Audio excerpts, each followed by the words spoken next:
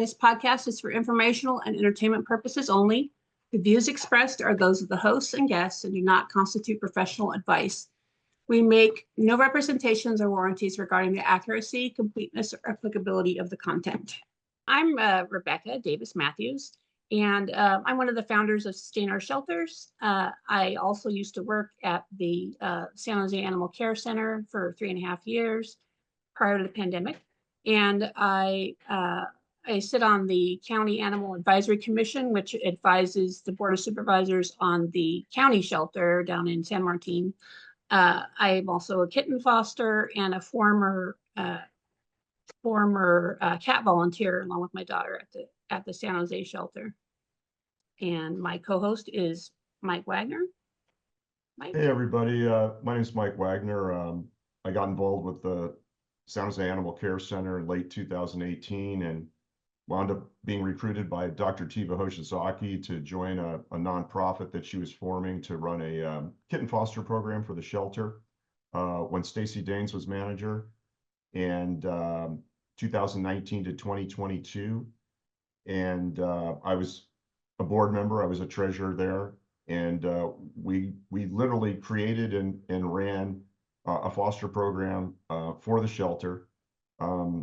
They had tried to do so in the past, and Stacy Daines actually apologized for the program because it was so bad. But Dr. Tiva, who everybody knows is a kitten specialist, came in and I think we did a decent job. We had a pretty good program getting through COVID and coming out of COVID. But as many of you know, the vet staff left pretty much in early 2022. And of course, the shelter lost their shelter manager and lead coordinator in September of 21 and March of 22. So that was kind of the beginning of the end for Kittens First, because we could no longer schedule any health checks literally for our fosters because there was just no leadership and no vet support.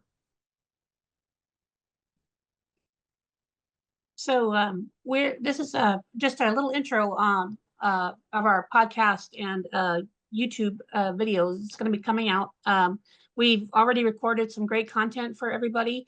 We just wanted to get this out there and introduce ourselves. And it's also Sustain Our Shelters has been in existence for about 2.5 years now.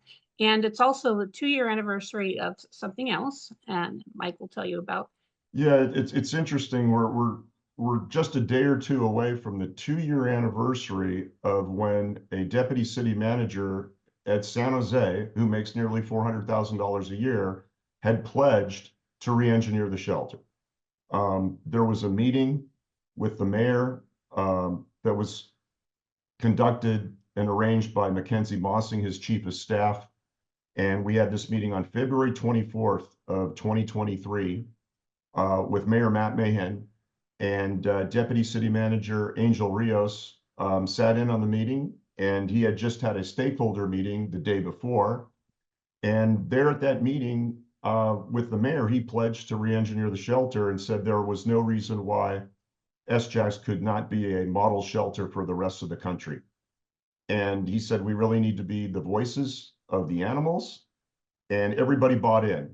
We had, senior cat and dog volunteers there and rescue partners and all kinds of people at that meeting on February 24th of 2023. And so we all bought in. We thought that Mr. Rios was going to be the guy that was going to drive change and hold staff accountable and implement some of the suggestions and recommendations that we felt could help, improve the operations at the shelter. And in fact, much of what we had recommended at some of his meetings was simply what Maddie's Fund recommended in their audit. And of course, that was an audit that was back in July of 2022. And here we are with another audit, a city audit. And now Matt Lesh and his 3 directors are supposed to implement 39 recommendations in 12 months. I'm not so sure that that is realistic, given that they couldn't even implement 9 of 21 Maddie's fund recommendations in 16 months. And then the auditor did a review of their work and found that of those 9, some of those 9 that they claimed were implemented were merely considered. If you read the city auditor, they say that they merely considered and checked the box. Mhm. So if it took them 16 months to not really complete 9 out of 21, how are they supposed to complete 39 in 12 months with the same management team? The same management team that kind of has allowed this shelter to, for lack of a better word, collapse. And really, it begs the question, how does SCHAC serve the community?